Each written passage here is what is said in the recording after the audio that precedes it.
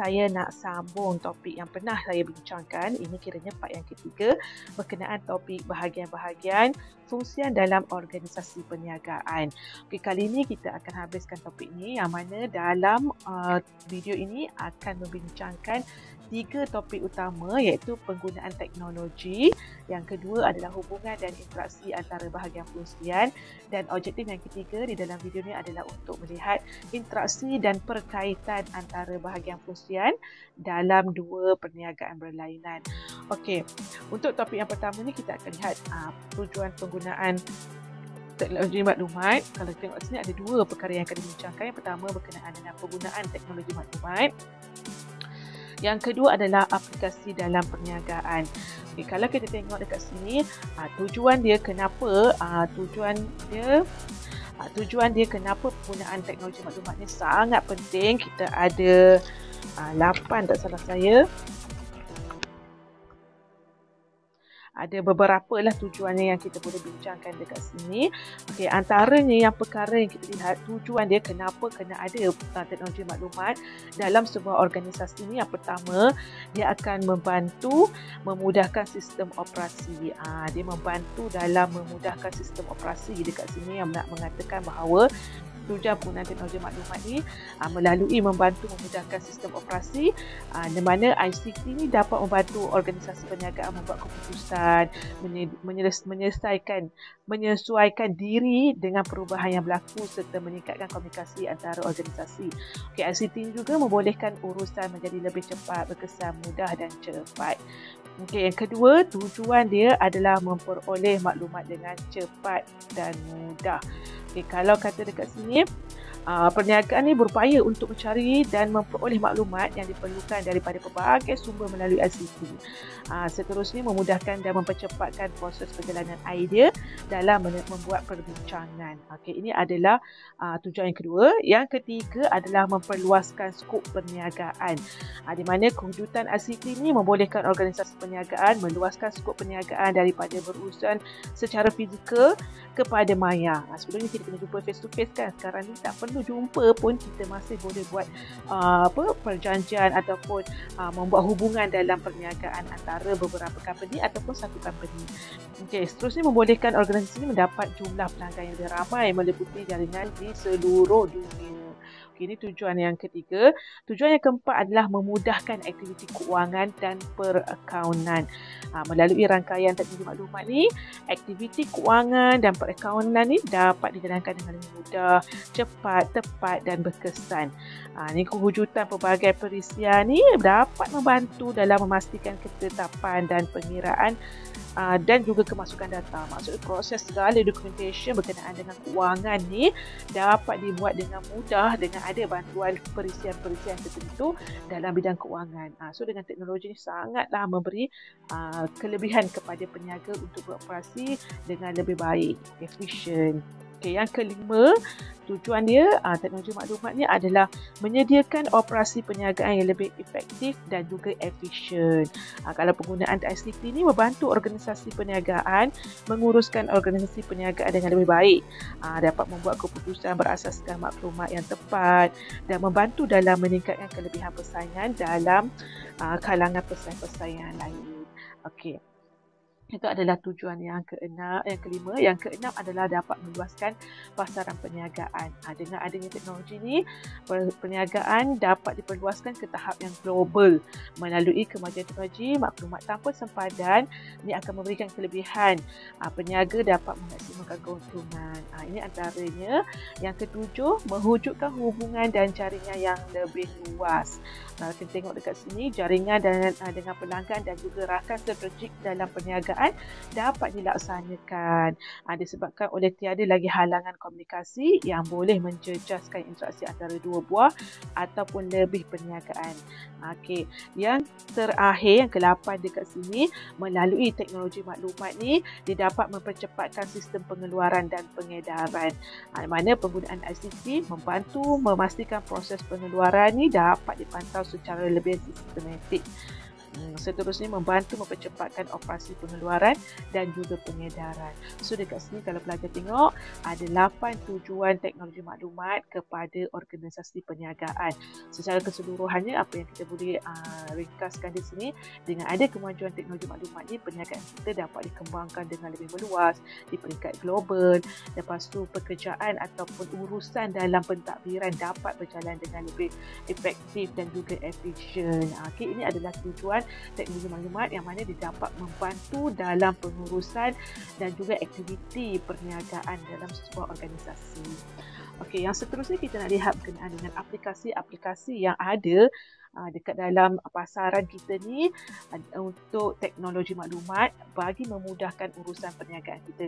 Kalau kita tengok dekat sini, kita ada 6 aplikasi yang memudahkan aktiviti perniagaan kita. Okay, yang pertama kita ada e-pemasaran. Okey, apa itu e-pemasaran? E-pemasaran ni merujuk pada satu kaedah yang digunakan oleh perniagaan memasarkan produk pengeluaran secara dalam talian. Ini banyak digunakan pakai oleh perniagaan untuk mempromosikan dia punya barang dan perkhidmatan dia.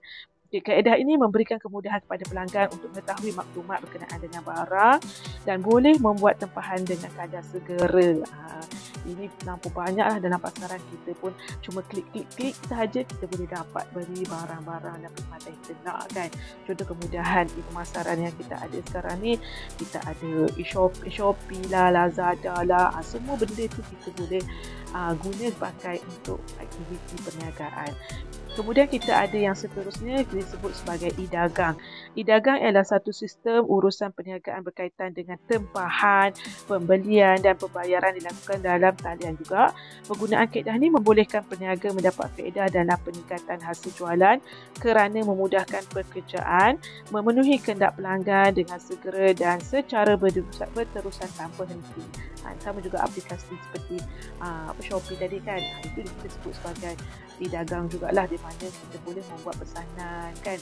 Kalau kita nak beli barang daripada China pun kita boleh je beli dekat situ, kita buat tempahan, nanti dah cukup masa dia akan post kat kita kan, selesai saja transaksi pembayaran dan sebagainya tu, barang akan sampailah kepada kita.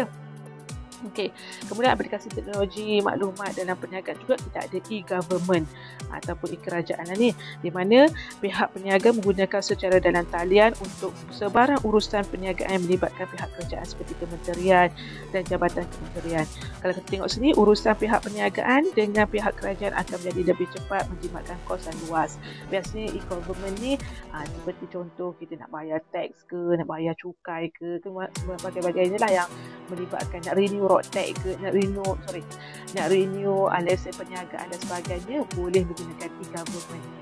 Maksudnya interaksi pengurusan dalam perniagaan yang ada related dengan kerajaan untuk proses pembayaran cukai ke apa ke, boleh menggunakan e-government dekat sini. Okey, yang seterusnya kita ada e-banking. Ini antara perkara yang paling penting sekali kepada peniaga dan juga pengguna, di mana e-banking ini sangat memudahkan aktiviti jual beli dengan hanya sekadar klik-klik sahaja menggunakan internet kat sini. E-banking ini merupakan satu sistem urusan perniagaan yang melibatkan perbankan dengan menggunakan urusan dalam talian dengan pihak bank. Faedah yang diperoleh adalah urusan perbankan menjadi lebih cepat dan menjimatkan kos serta membayar bil. Seperti membayar bil, membuat pelaburan, menyemak baki akaun dan urusan keluar masuk duit. So sekarang ni sangat mudah dengan ada e-banking ni. Kita tak perlu lagi pergi beratur dekat bank untuk membuat aktiviti transaksi bank dan sebagainya. Hanya sekadar klik di dalam laman web yang disediakan. Okey, yang seterusnya kita ada penggunaan laman sosial. Laman sosial ni antara satu kaedah ataupun satu pendekatan yang mana kita nak dekatkan company kita dengan pelanggan dengan mudah melalui promosi melalui media sosial. Sangat penting kepada perniagaan sebab sekarang ni orang ramai menggunakan kemudahan laman sosial. So dekat sini kita tengok pihak peniaga ni boleh membuat perkongsian urusan perniagaan dengan pelanggan melalui laman sosial. Manfaat yang diperoleh dengan menggunakan kemudahan laman sosial ni, mengiklankan barang dan perkhidmatan, meluaskan rangkaian rakan perniagaan, dapat mencari pelanggan baru dan mengekalkan pelanggan sedia ada. Dekat sini dengan kemudahan media sosial ni kita boleh update apakah barang yang dikeluarkan, apakah promosi-promosi yang disediakan oleh perniagaan perniagaan. So dengan mudah kerana setiap orang mempunyai dia punya laman sosial tertentu kan. So peniaga-peniaga ni perlu mengambil peluang untuk menguasai berbagai media sosial yang ada ni. So yang seterusnya adalah penggunaan email yang terakhir di sini. Peniaga boleh menggunakan mail elektronik untuk berurusan dengan peniaga-peniaga lain dan pelanggan dalam pasaran. Melalui penggunaan email ni, pada masa ini pihak peniaga boleh menyampaikan maklumat perniagaan kepada pihak pelanggan dengan cepat dan menjimatkan kos perniagaan. Kalau kita tengok penggunaan email ni, kalau sekadar nak hantar mesej apa semua tu, dia adalah kemudahan yang paling mudah dan paling pantas. Kalau formal punya aktiviti, biasa kita akan melalui email. Okey, so ini ada 6 aplikasi teknologi maklumat dalam perniagaan yang memang diguna pakai sepenuhnya pada ketika ini dalam melancarkan aktiviti perniagaan kita. So ini adalah topik yang pertama yang kita bincangkan dalam video ini. Seterusnya kita nak lihat berkenaan dengan topik yang kedua, iaitu adalah hubungan dan interaksi antara bahagian fungsian ni. Kalau dekat sini kita akan lihat 3 subtopik dia, tujuan dia, kemudian kita tengok hubungan dan interaksi antara organisasi luar. Ada 2 perkara yang kita akan bincangkan dalam topik ni. Kalau kita tengok tujuan dia, kenapa pentingnya kita lihat berkenaan dengan interaksi bahagian fungsian lain ni. Kita akan tengok kepada 3 bahagian: tujuan, kepentingan, hubungan dan interaksi dia. Kalau kita lihat kat sini berkenaan dengan tujuan dia kena ada hubungan dengan bahagian-bahagian fungsian lain ni adalah untuk mewujudkan komunikasi antara peniaga dengan organisasi pihak pembekal, pembiaya, pelabur, agensi kerajaan dan pelanggan. Ini antara ujian dia kena ada interaksi dengan pihak luar. Ini adalah penting sangat untuk kita nak kekal ataupun nak sustain dalam kita punya pasaran ni, mesti kena ada interaksi dengan pihak luar. Okey, yang seterusnya kepentingan dia, kalau kita tengok dekat sini, kenapa kena ada kepentingan dia untuk berinteraksi dengan pihak luar? Yang pertama, dapat mewujudkan jaringan perniagaan, di mana interaksi dengan organisasi luar ni dapat bantu peniaga mewujudkan jaringan peringkat ke tahap yang lebih baik. Jaringan yang bertambah akan membantu mengukuhkan sistem operasi dan kelangsungan perniagaan dalam pasaran. Ini kepentingan yang pertama. Kepentingan yang kedua adalah mengukuhkan hubungan sedia ada, di mana interaksi yang wujud dengan organisasi luar ni dapat membantu mengukuhkan hubungan baik yang sedia ada ke tahap yang lebih baik. Hubungan yang semakin baik ni dapat membantu peningkatan dalam pencapaian matlamat perniagaan. Okey, yang ketiga, dia punya kepentingan adalah menjamin kerjasama yang strategik. Maknanya interaksi dengan organisasi luar ni dapat meningkatkan jaringan kerjasama antara peniaga dengan peniaga lain, berpotensi untuk menjalinkan kerjasama secara strategik. Dan terakhir, kepentingan dia adalah dapat menambah sumber pembiayaan, di mana interaksi dengan pihak lain luar ni akan membolehkan peniaga menambahkan potensi sumber pembiayaan seperti pembekalan bahan mentah, pembiayaan dan kepakaran. Itu pentingnya kenapa kena ada hubungan dengan organisasi luar, supaya perniagaan kita ni lebih stable. Kita ada interaksi dengan luar dapatlah memberi kita bantuan, terutamanya bentuk kepakaran dan sebagainya. Okey, ini adalah kepentingan. Kalau kita lihat berkenaan dengan hubungan dan interaksi antara pihak luar ni, biasanya kita ada interaksi dengan pembekal, pelanggan, kemudian dengan agensi kerajaan dan juga pihak bank. Okey, ada 1 ke 3 maklumat dekat sini sama kan. Satu ni adalah interaksi dengan pihak bank. Kalau kita tengok dekat sini, interaksi dengan pembekal, di mana apabila perniagaan ni membuat tempahan ataupun pembelian dengan pihak pembekal, pihak peniaga ni akan berhubung dengan pihak pembekal untuk mendapatkan jumlah tempahan dan jumlah pembayaran yang perlu dibuat. Interaksi yang baik ni dan berkesan akan memudahkan proses urus niaga kita. Kemudian dia dapat memberi pelbagai kelebihan kepada peniaga, termasuklah mendapat harga yang lebih murah, dapat penghantaran yang lebih cepat dan berkualiti. Sebab tu hubungan dengan pembekal ni sangat penting untuk kita jaga, untuk memastikan bekalan kita akan dapat sedia berterusan dengan harga yang sangat murah. Okey, yang kedua adalah interaksi dengan pelanggan. Ini adalah antara interaksi terpenting dalam perniagaan, di mana interaksi akan berlaku apabila sebuah perniagaan ni menjalankan urus niaga dengan menjual barang dan perkhidmatan kepada pelanggan. Kebiasaannya pelanggan ni akan menghubungi peniaga sekiranya berminat untuk membeli barang ataupun perkhidmatan yang ditawarkan. Pada masa sama, peniaga juga turut menghubungi dan mendekati pelanggan bagi mempengaruhi mereka untuk membeli barang dan perkhidmatan yang dikeluarkan oleh peniaga. So, hubungan dengan pelanggan ini sangat penting ya. Contohnya kalau pelanggan kita dah pernah beli dengan kita mesti kena kontak dia. Kalau kata ada barang yang baru, kita bolehlah dekatkan diri kita dengan menghantar maklumat berkenaan dengan produk-produk yang kita tawarkan. Okay, itu adalah interaksi dengan pelanggan. Yang ketiga adalah interaksi dengan pihak bank. Interaksi ini berlaku apabila peniaga ini ingin mendapatkan bantuan pembiayaan kewangan daripada pihak bank. Biasanya pihak bank akan meneliti kemampuan sebuah perniagaan untuk berdaya saing dalam pasaran dan membayar balik pinjaman. So dekat sini kita nak ada hubungan baik dengan bank, di mana kita nak minta apply pembiayaan tu mudah dengan keadaan kita punya status kewangan syarikat yang established lah, untuk mampu kita nak bayar hutang dan sebagainya tu mudah untuk kita dapat pinjaman bank. Okey, yang terakhir dekat sini kita ada interaksi dengan agensi kerajaan, di mana peniaga ni ingin mendapatkan sesuatu kelulusan daripada pihak kerajaan. Selain itu, urusan tender juga akan mewujudkan interaksi antara pihak perniagaan dan juga kerajaan. So dekat sini tadi kita kata dalam perniagaan kita ni penting untuk berhubung dengan pihak luar. Kalau kita tengok tadi, tujuan dia untuk memastikan pembekalan kita cukup, hubungan kita baik dengan pesaing dan sebagainya. So dekat sini adalah kita kata kepentingan dia, ada beberapa kepentingan yang kita dapat lihat, dan juga apakah hubungan yang kita boleh lihat di antara siapa dengan siapa yang kita boleh berhubung dalam perniagaan. Okey. Yang seterusnya kita nak tengok berkenaan dengan aliran komunikasi. Aliran komunikasi ini merupakan satu proses komunikasi yang melibatkan aktiviti pemindahan maklumat daripada sebuah organisasi perniagaan kepada peniaga lain. So tadi kita ada interaksi kan. Bila ada interaksi, mesti akan ada aliran perubahan maklumat daripada penghantar kepada penerima dia. Kalau kita tengok sini, dalam proses komunikasi ni, penerima maklumat harus menerima maksud yang sama sebagaimana yang dirancangkan dan diingini oleh pihak penghantar maklumat. Maklumat yang diterima tersebut akan diterjemahkan oleh penerima lah. Proses pemberian maklumat, terdapat maklumat yang diterima akan berlaku untuk menilai tahap keberkesanan proses komunikasi tersebut. Okey, proses komunikasi melibatkan 6 langkah komunikasi.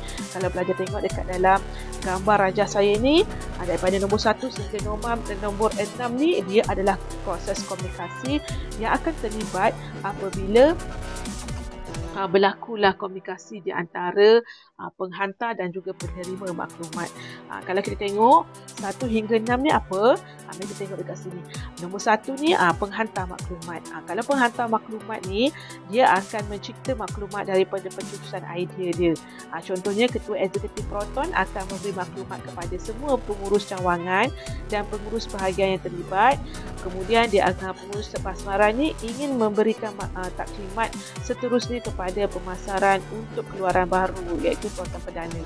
Maksudnya penghantar maklumat ni dia ada idea, kemudian dia nak sampaikan idea tu kepada dia punya bahagian pengurusan cawangan. Kemudian daripada proses penghantaran maklumat ni, dia akan berjumpa dengan encode.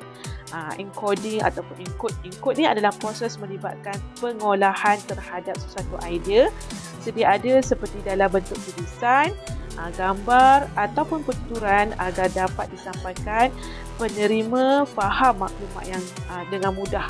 Maksudnya, bila kita ada idea, kita akan sampaikan idea tu melalui perkataan ke, gambar ke. Waktu tu kita akan encode segala maklumat yang kita nak sampaikan tu.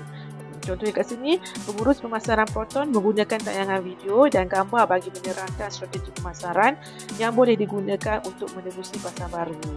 Okey, melalui teks ke, video ke, apa yang ingin disampaikan yang telah diinputkan tu, maksudnya kita akan ada saluran, medium ataupun apakah kaedah yang kita nak sampaikan maklumat yang ada tadi. Kalau tengok sini, saluran adalah satu kaedah yang digunakan untuk menghantar mesej. Penghantaran akan memilih jenis saluran yang sesuai untuk menyampaikan mesej tersebut kepada penerima.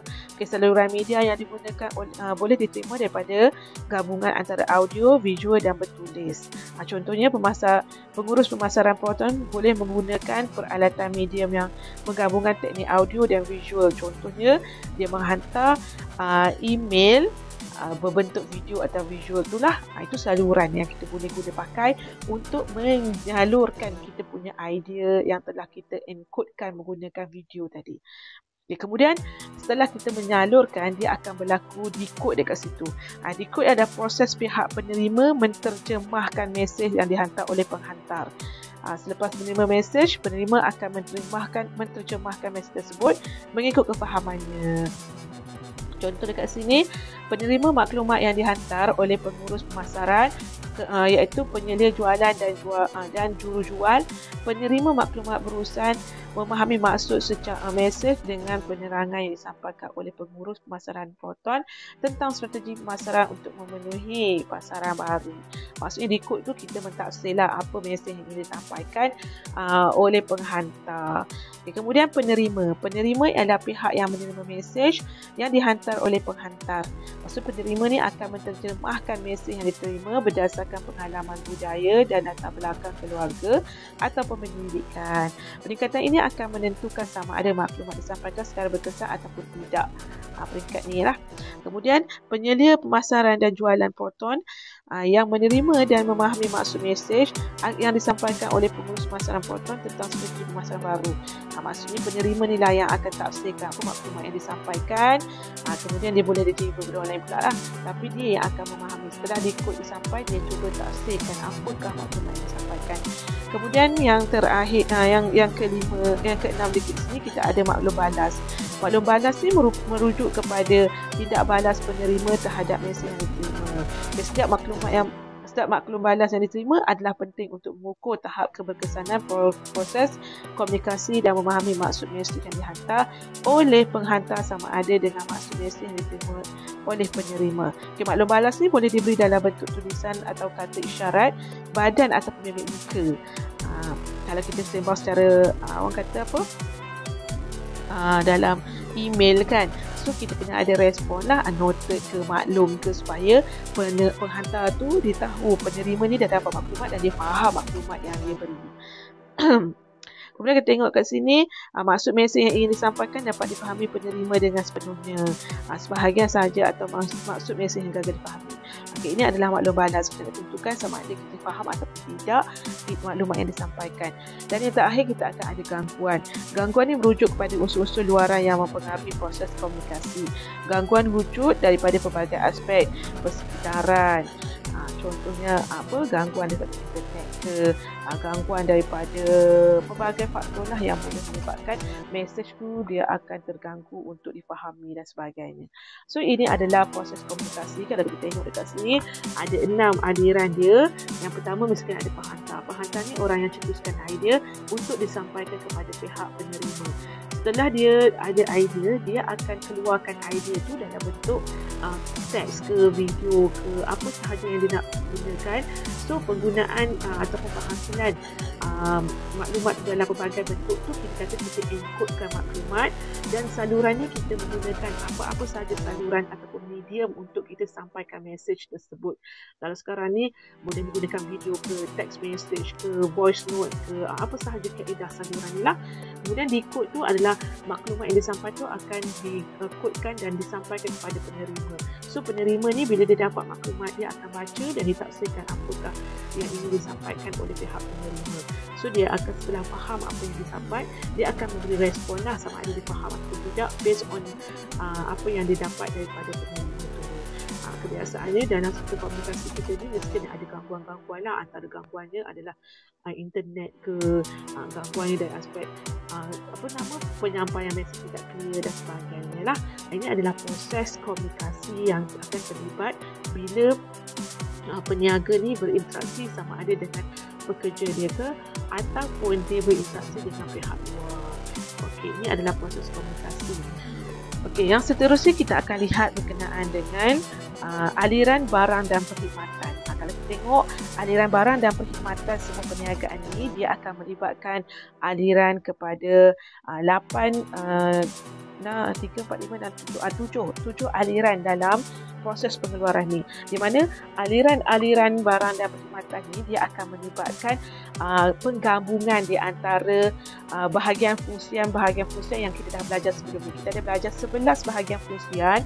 So dalam aliran barang dan perkhidmatan ni dia akan ada interaksi bahagian-bahagian tertentu dalam menyelesaikan satu step dalam aliran barang dan perkhidmatan. Contohnya kalau kita tengok dekat sini, untuk aliran barang dan perkhidmatan sebuah perniagaan, yang pertama kena wujudkan satu katalog ataupun edaran, di mana wujudkan katalog dan edaran ni dia akan melibatkan bahagian fungsian pemasaran dan juga bahagian fungsian jualan, di mana bahagian fungsian pemasaran ini perlu membuat katalog yang mengandungi maklumat yang berkenaan dengan jenis barang dan perkhidmatan dan harga yang ditawarkan. Katalog pula hendaklah diedarkan kepada pihak yang disasarkan dan kemampuan pembeli. Di mana dalam ini kedua-dua ni berperanan lah, fungsi bahagian dan jualan ni, untuk menentukan katalog dan juga edaran tu dapat sampai kepada pengguna. Maksudnya yang akan sampai kepada pengguna ni adalah fungsi jualan. Untuk menghasilkan katalog adalah bahagian pemasaran. So dalam situasi ni, setiap bahagian fungsian tu dia akan interaksi untuk melancarkan lagi aktiviti perniagaan. Begitu juga kalau katalah step yang kedua ni, penerimaan pesanan dari pengguna. Okey, kalau penerimaan pesanan daripada pengguna ni, bahagian jualan yang akan mengambil tindakan. Apa yang dia akan buat, pihak pengguna ni akan berminat dan dengan barang dan perkhidmatan serta harga yang telah ditetapkan dalam katalog. Akan membuat pesanan mengikut jumlah dan item yang dipersetujui. Okey, pesanan ini akan diterima oleh unit jualan di bahagian pemasaran untuk tindakan selanjutnya. Nampak dia ada interaksi di situ. Yang ketiga dia punya aliran adalah jadual pengeluaran yang dipersetujui. Ini akan melibatkan bahagian fungsian jualan dan juga bahagian fungsian pengeluaran. Kalau kita tengok dekat sini, pihak jualan di bahagian pemasaran akan memberikan maklumat berkenaan dengan pesanan yang telah dipersetujui kepada bahagian pengeluar. Okey, untuk tujuan menghasilkan setiap barang dan perkhidmatan yang telah ditetapkan. Bahagian pengeluar akan menyenaraikan sumber yang diperlukan untuk mengeluarkan barang dan perkhidmatan yang telah dirancangkan. Okey, ini adalah step yang ketiga ataupun aliran yang ketiga, melibatkan dua bahagian fungsian jualan dan bahagian fungsian pengeluaran. Seterusnya adalah bahagian pesanan bahan mentah. Ini adalah melibatkan bahagian fungsian pembelian, di mana unit pembelian di bahagian pengeluaran hendaklah membuat pesanan membeli bahan mentah yang mencukupi dalam proses menghasilkan barang dan perkhidmatan yang telah dijadualkan sebelum ini. Okey, yang seterusnya kita ada bahagian penerimaan invoice, pembekal dan pembayaran.